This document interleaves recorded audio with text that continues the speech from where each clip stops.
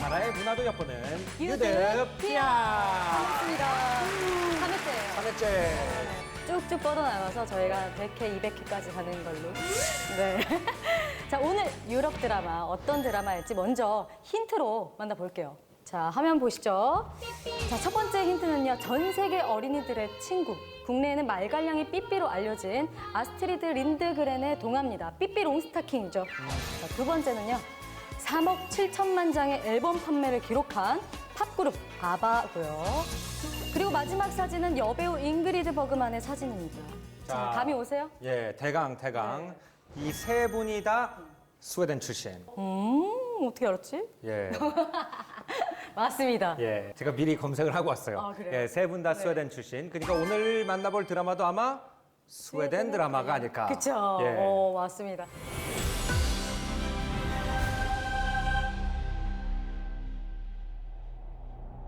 En polis följer reglerna. Men en snut däremot, han gör rätt.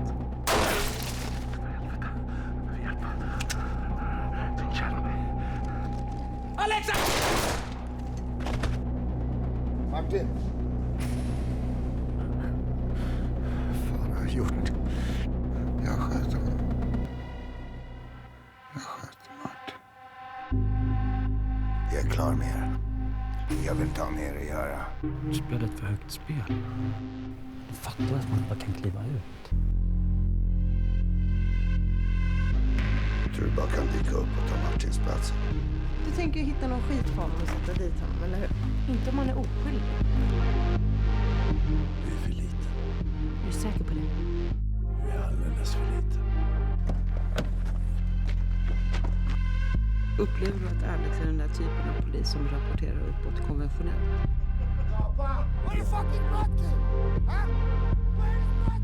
Tänk på din familj, Alex.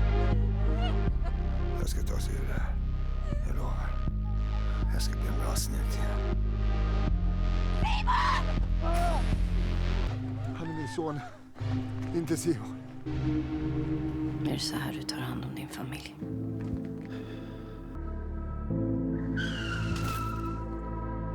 Alex, jag vet att du döljer något. Kan du prata med mig? Allt du tar går sönder. Allt. Fattar du vad du har gjort, Alex?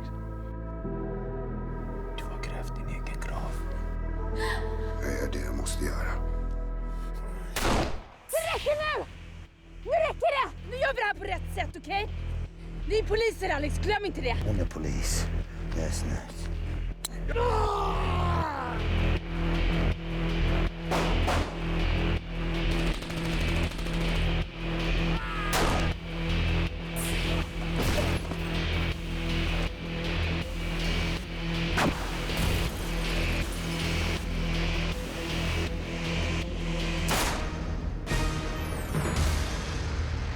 자, 오늘 유드피아의 드라마 스웨덴 드라마입니다. 스칸디나비아 반도에 위치한 북유럽 국가 스웨덴에서 온 느와르 드라마입니다. 알렉스. 유럽 드라마를 볼 때 우리가 이제 있는 이유가 네. 그 나라의 문화 또 얽힌 얘기들 알고 보면 재밌어서 그런 거 아니에요? 알고 보면 더 재밌고 예. 더 관심이 가죠. 그래서 오늘 스웨덴 분을 모셨습니다. 그래요? 예. 오늘 스웨덴에 대해서 재밌는 얘기 많이 해주실 요아킴 씨 모셨습니다. 네. 헤이, 안녕하세요. 스웨덴에서 온 요아킴입니다. 반갑습니다. 반갑습니다. 매주 우리 그 드라마에 대한 칼 같은 인사이트로 유럽 드라마를 촌철 정리해 주시는 김선영 드라마 평론가 모셨습니다. 안녕하세요. 반갑습니다. 평소에 그 스웨덴 드라마를 좀 즐겨 보시나요? 스웨덴 드라마를 그렇게 많이 접할 수 있는 환경은 아니어서요. 요즘 뭐 스웨덴 그 스칸디나비아 느와르라고 해서 좀 추리소설류가 많이 나오잖아요. 네. 소설로 좀 북유럽의 이런 특유의 어떤 느와르 분위기는 어떨까 이런 거를 많이 소설로만 접해보다가 이번 작품을 저도 통해서 스칸디나비아 느와르에 이런 매력이 있구나라는 걸 느낀 작품입니다. 근데 스웨덴 나라랑 이번에 느와르 그 알렉스 작품을 보니까 어울리더라고요. 그러죠. 네. 근데 이제 우리가 그 스웨덴 얘기를 요아킴 씨에게 듣기 전에 네. 이제 진짜 스웨덴 사람인지 좀 검증을 좀 해봐야 될 것 같아요. 스웨덴어로 한 두 문장만 말씀을 해주시면 우리가 인공지능 번역기로 진짜 스웨덴어인지 한번 확인을 해보겠습니다. Jag skulle vilja tacka så mycket för att ni bjöd in mig. 예, 확실한 것 같습니다. 네, 확실하네요. 통역해 주세요. 아닌지 모르겠어요. 아, 스웨덴어는 모르세요? 예? 스웨덴어. 스웨덴 전혀. 아, 자, 오늘 스웨덴 언어가 그렇게 어려운 만큼 이제 어떤 드라마일지 또 관심이 갈 것 같은데 스웨덴 드라마 알렉스를 꼭 봐야 하는 이유, 그동안 우리가 잘 몰랐던 스웨덴에 관한 이야기를 함께 나눠보면 될 것 같아요. 살짝 요점만 정리해 주신다면 어떻게? 한 나쁜 형사가 주인공인데 지독한 불운에 시달리고 이 불운에서 벗어나기 위해서 굉장히 끝없는 집념을 보이고요. 여기에 어떤 거대 악과 거대 비리가 또 충돌을 하면서 네. 시리즈 내내 굉장히 팽팽한 긴장감을 만들어내는 스릴러입니다. 또 우리나라 시청자들이 범죄 스릴러 장르를 굉장히 좋아하기 때문에 좀 낯선 국가이긴 하지만 또 익숙한 스토리가 있어서 네. 재밌게 보실 수 있을 거예요. 저는 이제 그 드라마를 한마디로 정리하자면 그 스웨덴의 추위를 드라마로 느끼고 싶으면 이 드라마를 봐라. 맞습니다. 여름에 딱 보기 좋은. 근데 저는 그 스웨덴의 추위라는 게 몇 가지가 있어요. 일단 나라 자체가 굉장히 춥고요. 북쪽 나라니까. 네. 그렇기 때문에 약간 그 햇빛도 약간 비스듬하게 들어와가지고 뭔가 그냥 찍어도 노아르 같아요. 맞아요. 예, 네. 약간 그런 게 있고 제가 느끼는 북유럽 사람들, 이 알렉스에 나오는 캐릭터들도 그렇고 차가움 안 속에서 느껴지는 그 요동치는 갈등, 막 이런 것들이 있더라고요. 많은 것 같아요. 네. 스웨덴 사람이 보는 알렉스는 어떤 느낌인가요? 일단 그 나오는 장면, 그 환경, 그 그림이 너무 스웨덴 같아요. 이게 색깔이 없다고 하셨는데 네. 이게 스웨덴이 색깔이 없어요, 나라가. 그 심지어 이게 막 촬영 스타일 그런 게 아니라 그냥 나라가 그렇게 생겼어요. 그러니까 어두워요. 근데 알렉스 좀 특징이 뭔가 그 스토리가 미드랑 비슷한 스토리가 있는 것 같아요. 그쵸. 그래서 그 북유럽 그 그림이랑 미국 그 재미는 그 스토리가 섞여 있는. 아니, 북유럽 얘기를 하셨는데 북유럽, 남유럽 네. 좀 차이를 두자면 어떻게 다를까요? 뭐 제가 일단 제 선입견부터 말씀을 드리면 이제 저는 이제 프랑스에서 생활을 하다 보니까 이제 프랑스인들은 이제 라틴 문화권이라는 걸 되게 중요시하거든요. 그래서 이제 옛날 로마 제국의 지배를 받던 유럽 이렇게 남서쪽 스페인, 포르투갈, 이탈리아, 프랑스 이쪽은 약간 프랑스 사람들 스스로의 생각으로는 약간 왁자지껄하고 말하는 거 진짜 좋아하고 일하는 거 별로 안 좋아하고 네. 약간 그런 연애 되게 중요시하고 옷 예쁘게 입는 거 중요시하고 약간 네. 이런 이제 라틴 문화권이 있고 그다음에 이제 라인강을 딱 건너가면은 독일어와 친척인 언어를 쓰는 그 북유럽 사람들이 있는데 되게 개인주의적이고 네. 집에 오래 혼자 있는 거 좋아하고 속이 깊은데 뭔 생각하는지 잘 모르겠고 약간 이런 선입견이 있거든요. 네, 많은 것 같아요. 동의하세요? 예, 이게 스웨덴 사람들이 되게 개인주의예요. 그래서 스웨덴을 여행하는 사람들이 조금 냉정하다 이런 말을 많이 하더라고요. 근데 좀 냉정할 수도 있는데 네. 그거 깨면은 되게 따뜻한 사람들이에요. 오히려 알고 지내면 더 맞아요. 친해질 수 있고 속이 정도 깊어요. 많고. 네, 그리고 한 번 친구 되면 그게 평생 가요. 정확히 북유럽 스타일 딱 하면은 어떻게 정의를 내리면 될까요? 저는 스웨덴에 있었을 때 이게 북유럽 스타일이 따로 있다고 생각을 안 했는데 한국 오니까 이게 미니멀리즘 그게 정답이죠. 필요 없는 거는 버리고 그렇죠. 딱 필요한 거 깔끔하게 그렇게 하는 게 북유럽 스타일이에요. 그리고 보면은 이게 스웨덴 되게 어두워요. 그러니까 날씨도 좀 우중충한. 진짜 거지 같아요. 진짜 싫어요.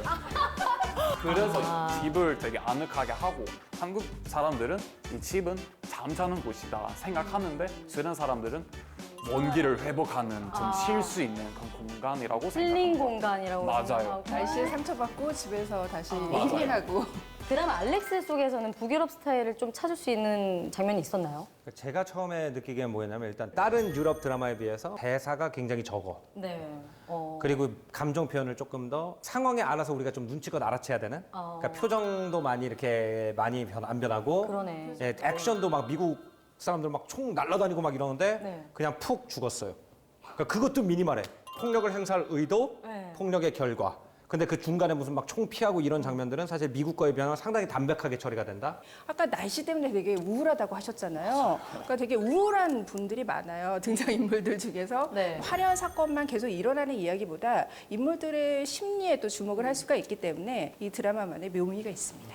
아니 근데 주인공이 그 발음이 어려워요. 주연 배우가 좀 볼게요. 여기 좀 드라고미르 무르시치. 이거 오리지널 오리지널 발음이 이웃지 말고 오리지널 발음 좀 보여. 이게 좀 당황스러운 게 이 사람은 스웨덴 사람 아니에요. 유고슬라비아. 맞아요. 맞다 맞다. 이민자 출신이니까. 그래서 저도 발음 어떻게 해야 되는지 몰랐어요. 근데 찾아보니까 스웨덴에서 드라고밀 미르시치 드라고밀 미르시치. 미르시치. 모음이 없잖아요, 모음이. 다 자음인데 어떻게 발음해야 되는지. 그래서 읽기가 힘들구나. 네, 우리는 그냥 무르스위치로 통일하는 걸로 일단. 무르시치로. 이름은 굉장히 좀 어렵지만은 이 배우가 스웨덴에서는 나름 인지도가 되게 있는 배우예요. 그러니까 2010년에 영화 이즈머니 시리즈로 좀 스타 반열에 올랐고 또 탐 크루즈와 엣지 오브 투마로우에서 또 굉장히 강렬한 악역으로 등장을 했었거든요. 그래, 악역에 좀 어울리는 인상이시다. 아, 외모가 타고났죠. 좀 네. 이런 느와르 장르에 어울리는 외모잖아요. 드라마 속 모습이 굉장히 인상적으로 저는 봤는데 실제 이력이 저도 살짝 찾아봤는데 되게 놀라워요. 저도 이번에 자료조사를 하다 알았는데 실제 이력이 드라마보다 오히려 더 드라마틱하더라고요. 네, 아까 우리가 유고슬라비아 출신이라고 얘기는 했는데 2살 때 스웨덴으로 이주를 한 배우예요. 근데 아버지가 또 알코올 중독자여서 굉장히 좀 불우한 환경에 자랐고 또 2명의 형이 있는데 형들도 모두 어렸을 때 약물 남용으로 사망을 했어요. 어머나. 그러니까 이게 좀 정신적으로 트라우마가 있을 수밖에 없는 그렇구나. 환경에서 자랐고 이분이 청소년 시절에 꽤 유명한 범죄에 연루가 돼요. 그 당시 스웨덴 은행 강도 3인조가 은행을 털었는데 네. 여기에서 망을 보는 역할을 했었거든요. 근데 이게 피해 규모가 한화로 900억 원이 넘어서 어떤 은행을 털었어요? 어머, 어디 은행이 그렇게 많이 갖고 있어? 국가 중앙은행을 좀 예전에 그런 돈 있는지도 몰랐어요. 그때 당시에 스웨덴 역사상 가장 큰 규모가 큰 은행 강도 사건이었다고 하더라고요. 그 강도 사건에서 망을 봤다고요? 네, 규모가 엄청나게 크니까 직접 강도를 하지 않고 망만 받는데도 수배가 내려져서 결국 3년 6개월 동안 수감 생활했다고 합니다. 인생 개가천선한 것 같은데 이런 경우가 드물죠. 그만큼 노력도 되게 많이 했을 것 같은데. 출소를 한 다음에 자신이 아이들을 위해서 변화를 하겠다고 결심을 하고요. 그때부터 정말 새로운 삶을 살기 시작하는데 어린 시절부터 좀 운동신경이 뛰어났다고 해요. 네. 그래서 체육을 전공을 하고 트레이너로서 활동을 했고요. 그래서 탐 크루즈 같은 헐리우드 스타들이 이분의 그 체육관에서 많이 아, 진짜? 네, 한국의 액션 마동석 연습을. 같은 분인가? 태권도도 했대요. 태권도 그 북유럽에서 태권도 제일 잘하는 맞아요. 사람. 예. 정말요? 네. 오. 저도 기사 봤는데 네. 그때 그 사건 당시에 네. 만났던 경찰들을 바탕으로 해서 이 알릭스라는 드라마를 만들었다고 해요. 맞습니다. 네, 나쁜 본인이 경찰들 많이 봤구나. 네, 아이디어를 제공을 해서 만들어진 드라마고 네. 그러면은 실제로 스웨덴 분들도 이게 사실을 알고 보시는 거잖아요. 네. 좀 현지에서 시선이 조금 다를 것 같아요. 아니 오히려 강도를 했는데 이 삶을 바꾸려고 노력해서 대단하다고 생각하는 것 같아요. 아, 더 대단하고 네. 그 용기가 좀 가상하다. 이런 식으로 보나 보다. 오. 자, 스웨덴산 느와르 드라마 알렉스 놓칠 수 없는 장면을 또 유드픽으로 한번 골라봤는데요. 첫 번째 유드픽 장면 보시죠.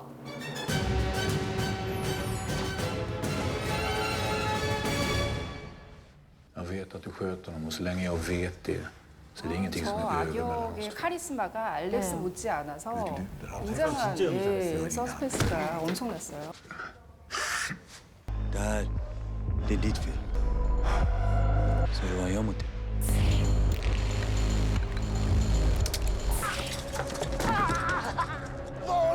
아들이 어디 있는지 찾는 장면이잖아요. 저 장면 너무 무서웠어요. 저는 숟가락. 이 시리즈의 명장면이라고 생각을 해요. 아, 저 장면이요? 네, 거의 밤새도록 범죄자들을 찾아가서 취조를 하면서 아들을 찾거든요.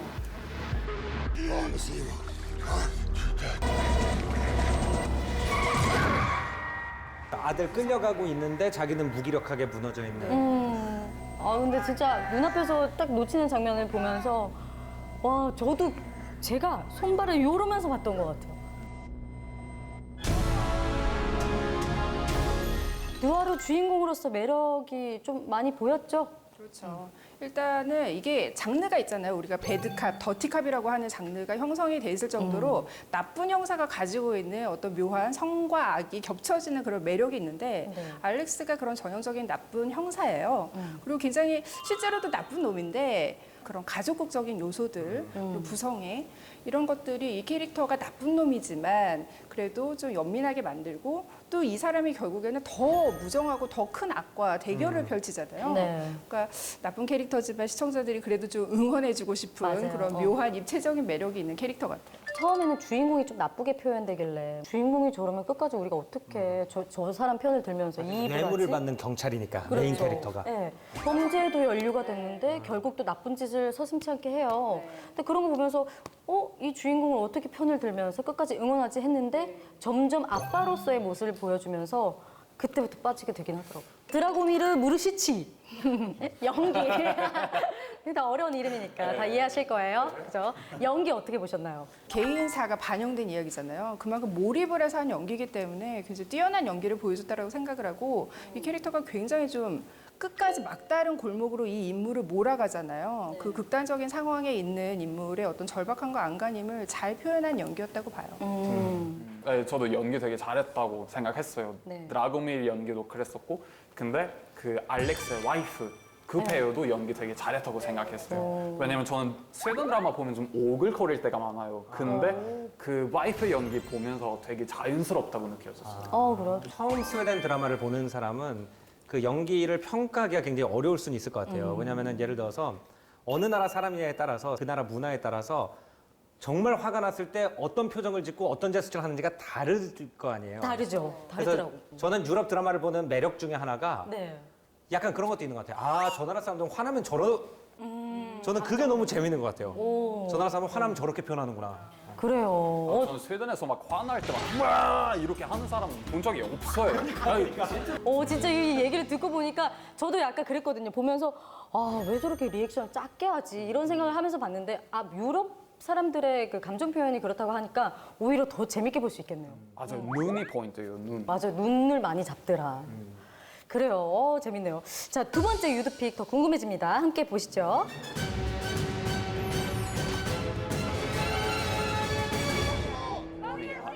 아들이 진짜 아들이래요. 저? 네. 그래서 연기가 되게 자연스럽다고 느껴지고.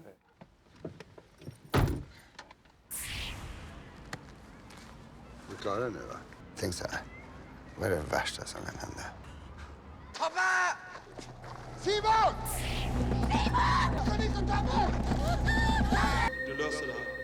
아들도 저게 유럽 사람이라서 그런지 듣고 보니까 좀 감정 표현이 좀 억눌러져 있는 것 같아요. 약간 근데 보통 이렇게 저런 난리 나요. 볼 이렇게 당기는 거 있잖아요. 저런 게 감정 표현 유럽에서. 맞아요.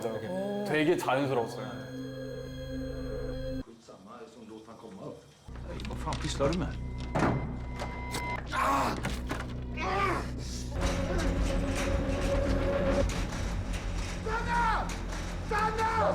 Ge vapnet! Det är min son!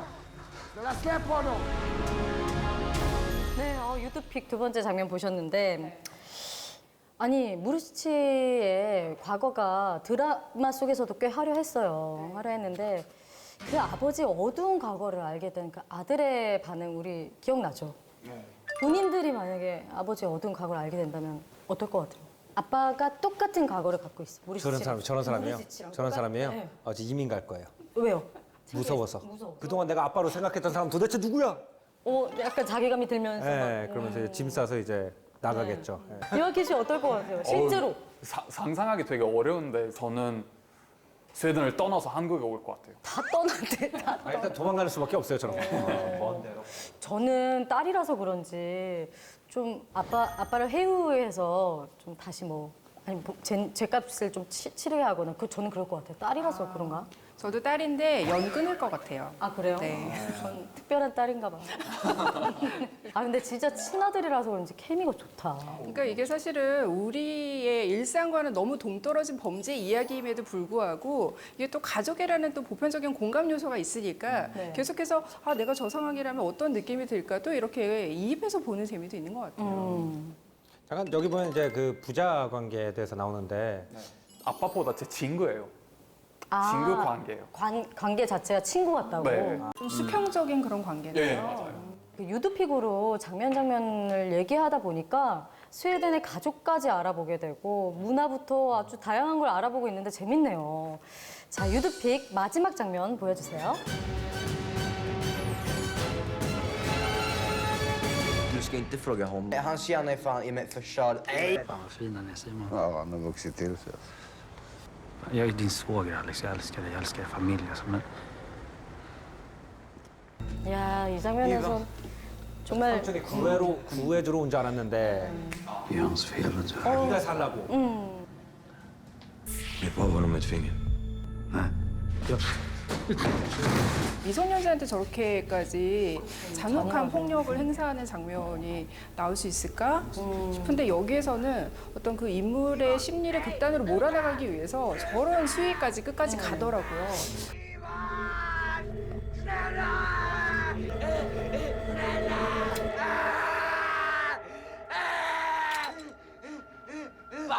Se till så att han inte förblöder. 조카를 희생시키지 않았더라면 본인이 죽었거나 아니면 최악의 상황으로 갈 수 있는 상황이었어요. 삼촌이. 왜 저런 설정을 굳이 넣었을까요? 그러니까 요즘 뭐 그 배트맨의 다크나이트 네. 있잖아요. 크리스토퍼 놀란 감독이 이제 엔터테인먼트계 소개한 굉장히 중요한 트렌드가 뭐냐면요. 도덕적으로 불투명한 선택. 다크나이트 보면 두 개의 배가 있는데 12시가 되면 둘 다 터지고 스위치를 누르면 상대편 배만 터지는 상태. 이런 거에서 사람이 어떤 결정을 하느냐. 이게 이제 그 이후로 전 세계 극작가들이 모방하는 어떤 형태가 됐거든요. 네. 그래서 여기서도 저는 그 알렉스에서도 계속 그런 게 이어져요. 그러니까 둘 다 도덕적으로 형편없는 선택인데 맞아요.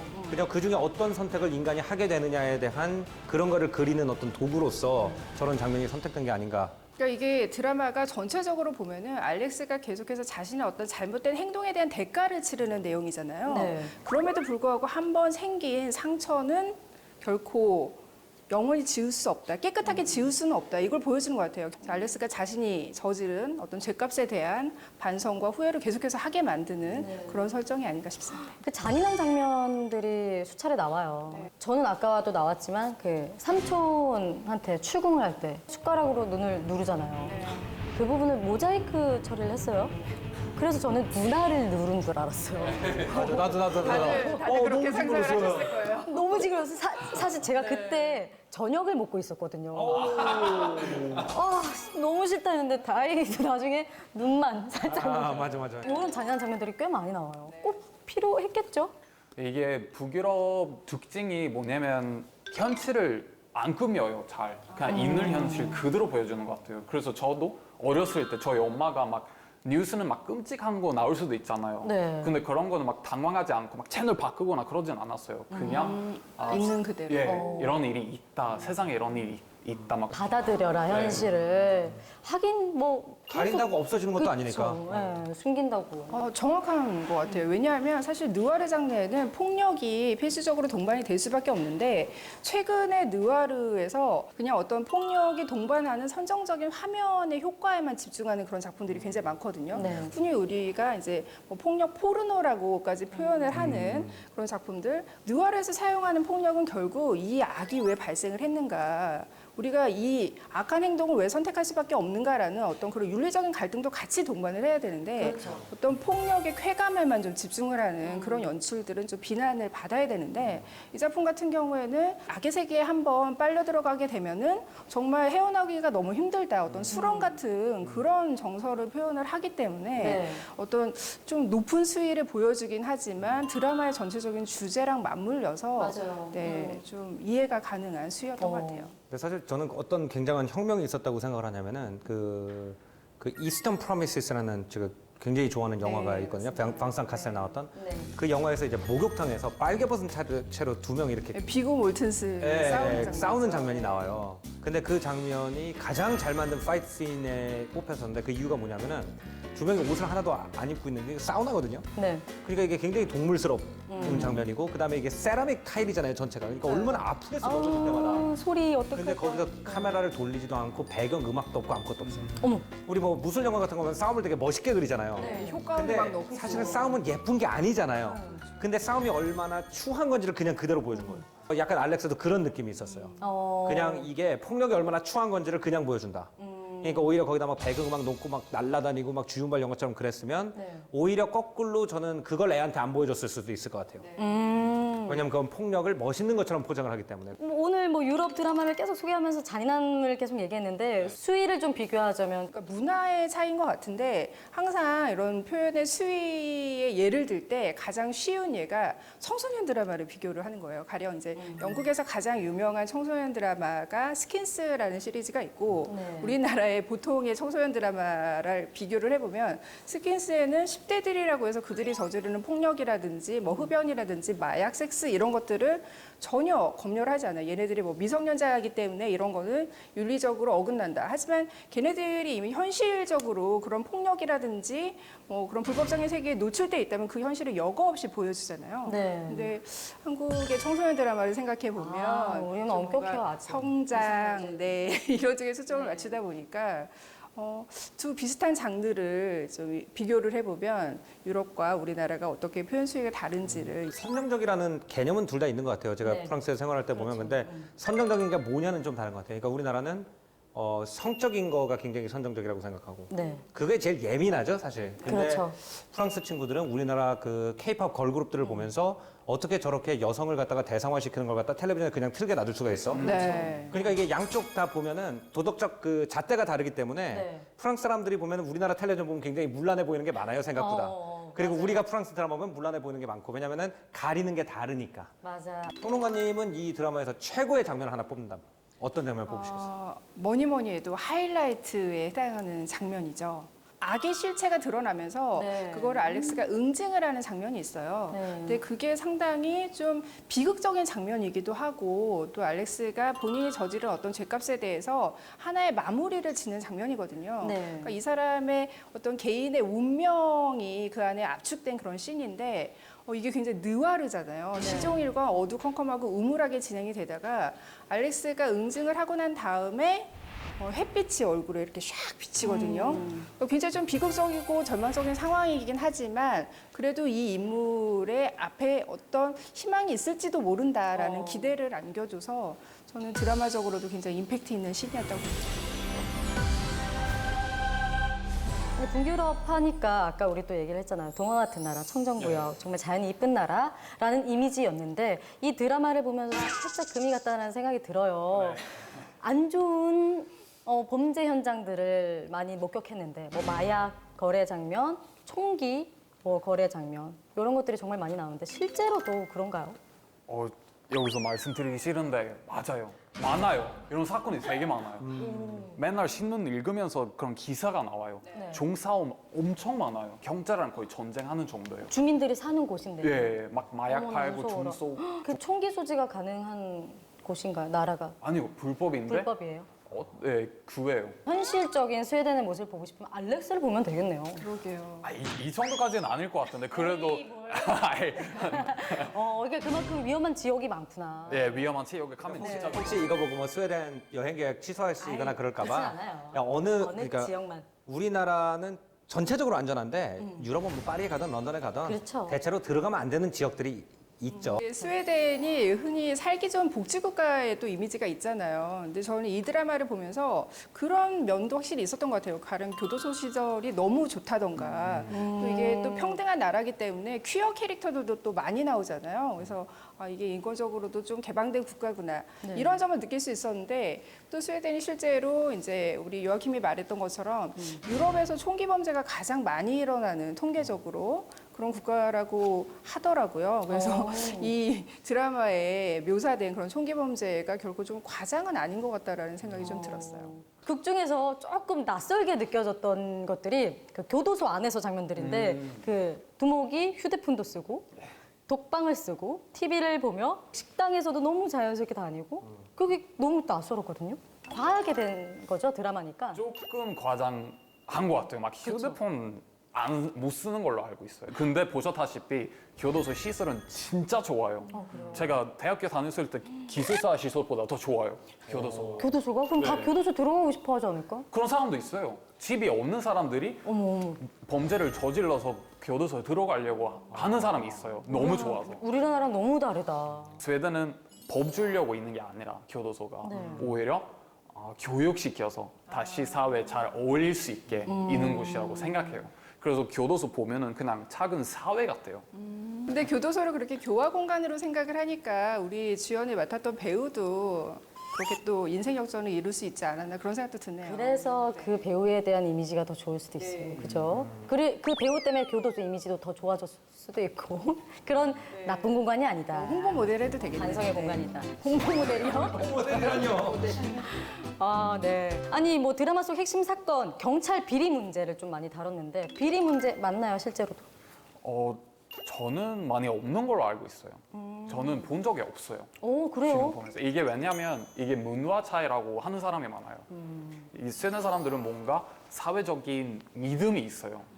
계약을 하면 그 계약 무조건 지킬 거라고 생각을 해요. 약속이 중요해요. 약속. 그래서 뭐 약속하면 제 시간에 무조건 가요. 지각을 안 해요, 잘. 그래서 그런 것 때문에 부부도 많이 없다고 해요. 오, 약속이 되게 칼이라고 칼같이 지키나 보다, 이 나라. 우리나라 문화가 좀 잘못됐어요, 약속에 관한 문화. 코리안 타임 따로 있잖아요. 따로 있어. 우리 어디야? 계단이야. 근데 계단 지금 출발했는데 계단이야. 그래서 유럽에는 이제 좀 이렇게 보면은 남유럽에서 이렇게 큰 비리 사건이 굉장히 많이 나거든요. 뭐 얼마 전에 뭐 베튼쿠르 사건이라든지 뭐 클리어 스트림 사건이라든지 뭐 프랑스만 해도 제가 있을 때만 해도 한 3개 정도 큰 거 터졌었고 뭐 이탈리아는 뭐 그냥 뭐 생활의 그렇죠. 일부고. 저는 그래서 이거 보면서 약간 스칸디나비아 배경이긴 하지만 그런 비리극 같은 경우에는 오히려 약간 남유럽 쪽 스토리를 좀 따온 것 같은 느낌도 들었어요. 그런 좀 경찰 더 부패, 과하게. 마피아하고 경찰이랑 경합돼 있는 건 뭐 이탈리아가 이제 네네네. 가장 문제가 많으니까 예를 들어. 근데 스웨덴 가면 꼭 먹어봐야 되거나 꼭 가야 되는 곳이 또 다른 곳이 있을까요? 일단 먹을 거부터 얘기해드리려면은 스웨덴이 춥잖아요. 그래서 나는 게 별로 없어요. 주로 감자랑 고기, 강원도 스타일 그런 식으로 많이 먹어요. 나 강원도 사람이에요. 저도. 좋더래요. 터키 사람들이 스웨덴 가서 만든 음식이 있어요. 이게 스웨덴 사람의 입맛에 잘 맞게 케밥 피자라는 음식을 만들었어요. 맛있겠다. 케밥 피자. 엄청 맛있어요. 이게 스웨덴에밖에 없는 걸로 알고 있어요. 도 위에다가 도넛 케밥 잘라가지고 올려. 이게 왜냐면 스웨덴 사람들이 먹는 거는 감자, 샐러드, 고기, 피자는 탄수화물이잖아요. 네. 거기에다가 케밥 고기 올려요. 예, 그거는 단백질. 그리고 그 위에 그 샐러드를 넣어요. 하나. 맛있겠다. 엄청 맛있어요. 그리고 이 피자로 해장해요. 피자가 해장이 되게 좋대요. 엄청 좋아요. 네. 느끼한 걸 먹어줘야 되는데 원래. 맞아. 기름칠 해줘야 돼. 맞아요. 네, 스웨덴 가서 여행 가서 써먹을 수 있는 문장도 저는 너무 궁금한 게 그 문장 몇 개만 알아둬도 우리가 언어 소통에 좀 지장이 없더라고요. 해외 나갔을 때 좀 꼭 써야 되는 문장, 알아둬야 되는 문장이 있을까요? 일단 감사합니다는 제일 중요하다고 생각해요. 감사합니다. 이게 중요하죠. 어디 가서도 쓸 수 있기 때문에. 근데 스웨덴 말로 이게 타키. 타키? 타키가 아니라 탁. 탁. 그 키 하던데? 근데 아니에요. 받침은 받침. 맞아요. 오케이. 거기에다가 닭순미께라고 말할 수도 있어요. 그리고 또 뭐 미안합니다. 펠로트. 벨로? 펠로트. 펠로트. 오, 잘하시는데. 펠로트. 스웨덴 가실. 다시 시키지 마세요. 근데 제가 만난 스웨덴 분들은 다 영어가 완벽하시던데요. 아, 그래요? 네, 주로 이게 스웨덴 말이 어려운데 그래, 영어 영어 다행이에요. 쓰자. 영어를 너무 잘하셔요, 진짜. 자, 마지막으로 이제 또 안 매겨볼 수가 없죠. 오늘 알렉스에 대해서 얘기 정말 많이 했고 문화도 보고 뭐 많이 알았어요. 자, 5점 만점에 몇 점 주고 싶어요? 저는 5점 만점에 3점. 잘한 거 되게 많아요. 막 촬영도 잘했고 연기도 되게 잘했는데 저는 대본이 조금 부족했다고 생각했어요. 요아킴 씨 말을 듣고 이게 스웨덴 스타일에 대해서 조금 알아가니까 이 드라마가 스웨덴의 개성을 좀 많이 잘 표현을 했구나라고 해서 점점 점수를 좀 살짝 높여서 저는 4점. 네. 일단 느와르라는 색채에 어울리는 음울한 세계를 연출로 되게 잘 표현을 한 것 같아요. 물론 저도 극본은 살짝 약하다는 생각이 드는데 그거는 이제 주연 배우의 어떤 그 개인사적인 얘기가 반영이 돼 있어서 네. 그 점에서 또 플러스를 할 수 있을 것 같아요. 저도 이 오늘 대화를 나누고 나서 점수가 좀 바뀌었는데 나누고 나서 조금 스웨덴에 대한 호기심이 좀 많아졌어요. 호기심이 좀 많아졌고 일단 느와르를 좋아하기도 하고 제일 좋았던 거는 이런 느와르 장르가 점점 질질 끌면 정말 보기 싫거든요. 근데 딱 유쾌해요. 정말 타이트하게 임팩트 있게 볼 수 있어서 저는 높게 한 4.3점 정도 주고 싶어요. 높겠죠. 저는 그 3.8. 3.8. 왜요? 네, 왜냐면 제가 저는 이제 이 마타하리를 4를 줬거든요. 네. 근데 저는 마타하리가 조금 더 재밌었어요. 제 개인적인 취향에는. 저는 이제 좀 이렇게 화려한 연출이라든지 뭐 막 역사적 커스텀 이런 걸 좋아하다 보니까 예, 조금 이제 그런데 정성이 좀 덜 들어갔다는 느낌. 물론 이제 어떤 감성인지는 알겠는데 네. 개인적인 시청자로서는 그런 게 조금 더 화려했으면 난 좀 더 즐거웠겠다라는 생각 때문에.